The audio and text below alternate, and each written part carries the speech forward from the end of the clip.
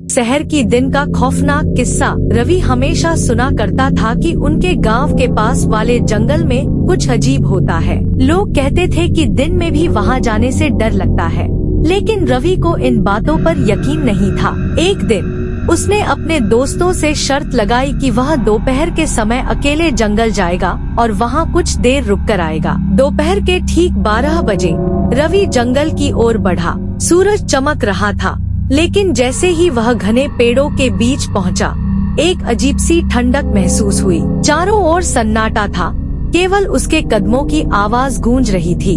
अचानक उसे महसूस हुआ कि कोई उसके पीछे चल रहा है। उसने मुड़कर देखा, लेकिन वहाँ कोई नहीं था। रवि ने सोचा कि यह उसका वहम होगा, लेकिन तभी उसे पेड़ों के पीछे एक काली परछाई दिखाई दी। वह परछाई धीरे धीरे उसकी ओर बढ़ रही थी। अब रवि को डर लगने लगा।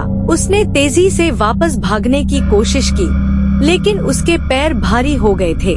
ऐसा लगा जैसे कोई उसे रोक रहा हो। अचानक एक ठंडी हवा का झोंका आया और कानों में एक धीमी डरावनी हंसी सुनाई दी। रवि ने पूरी ताकत से भागना शुरू किया। जैसे तैसे वह जंगल के बाहर पहुंचा और घर आकर दरवाजा बंद कर लिया। उसका दिल तेजी से धड़क रहा था। जब उसने अपनी जेब में हाथ डाला, तो उसे वहां एक पुराना जला हुआ सिक्का मिला। आज भी वह नहीं जानता कि वह सिक्का वहां कैसे आया, लेकिन उस दिन के बाद उसने कभी दोबारा जंगल जाने की हिम्मत नहीं की।